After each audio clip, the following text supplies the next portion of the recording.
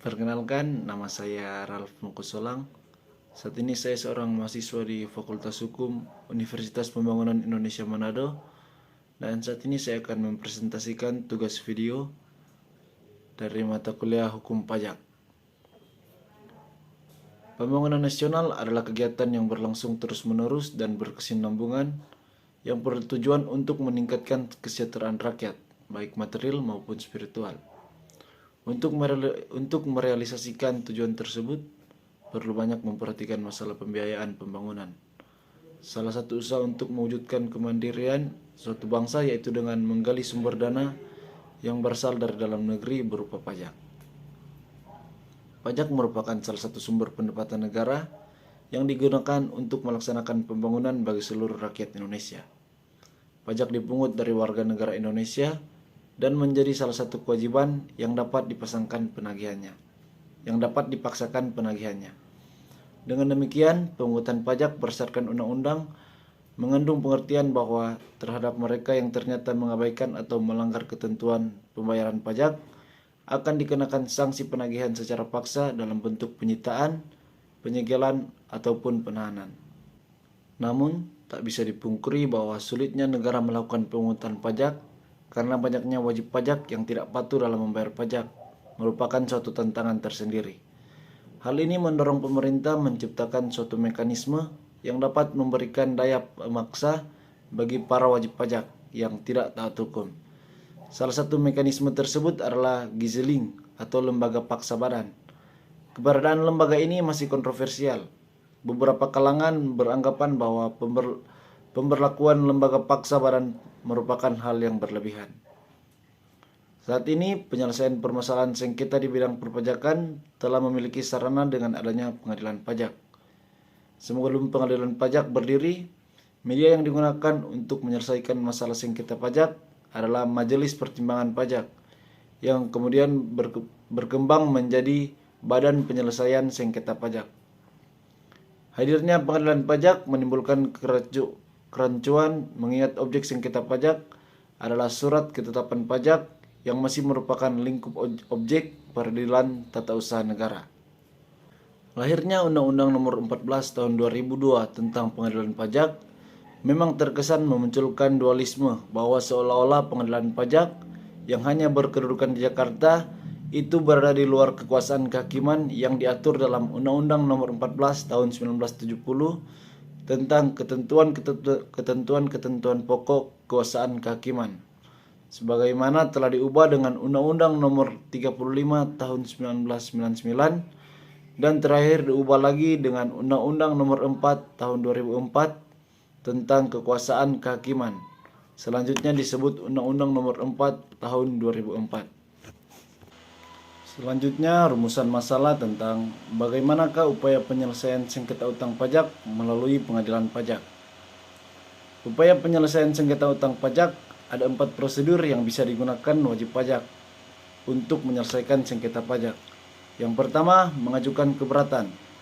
Bentuk keberatan ini bisa disampaikan apabila wajib pajak berpendapat bahwa ketetapan jumlah rugi, jumlah pajak, dan pemotongan atau pemungutan pajak tidak sebagaimana mestinya.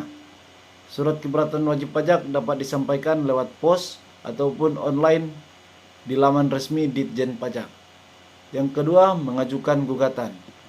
Pengajuan gugatan atas pelaksanaan pajak yang disampaikan kepada pengadilan pajak diatur dalam pasal 1 ayat 7 Undang-Undang Nomor 14 Tahun 2002. Yang berisi gugatan adalah upaya hukum yang dapat dilakukan oleh wajib pajak atau penanggung pajak terhadap pelaksanaan penagihan pajak atau terhadap keputusan yang dapat diajukan gugatan berdasarkan peraturan perundang-undangan perpajakan yang berlaku.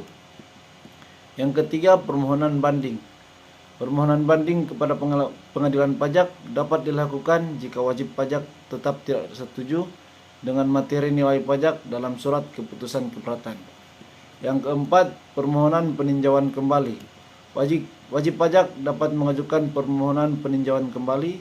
Tindakan ini hanya bisa dilakukan satu kali atas putusan pengadilan pajak kepada Mahkamah Agung. Permohonan peninjauan kembali tidak menangguhkan atau menghentikan pelaksanaan putusan pengadilan. Rumusan masalah yang kedua yakni bagaimanakah kedudukan pengadilan pajak dalam sistem peradilan di Indonesia. Kedudukan pengadilan pajak dalam sistem peradilan di Indonesia terdapat dalam pasal 2 Undang-Undang Nomor 14 Tahun 2002 tentang pengadilan pajak. Disebutkan bahwa pengadilan pajak adalah badan peradilan yang melaksanakan kekuasaan kehakiman bagi wajib pajak atau penanggung pajak yang mencari keadilan terhadap sengketa pajak. Pengadilan pajak merupakan badan peradilan khusus di lingkungan peradilan tata usaha negara.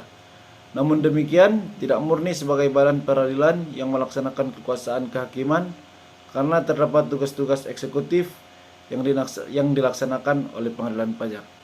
Kesimpulan dari materi ini adalah bahwa upaya penyelesaian sengketa utang pajak melalui badan pengadilan pajak sebagaimana ketentuan pasal 27 ayat 1 Undang-Undang KUP, wajib pajak dapat mengajukan permohonan banding hanya kepada badan peradilan pajak atas surat keputusan keberatan. Sedangkan sebagaimana ketentuan pasal 26 ayat 1 Undang-Undang KUP, gugatan dapat dilakukan oleh WP atau penanggung pajak kepada badan peradilan pajak.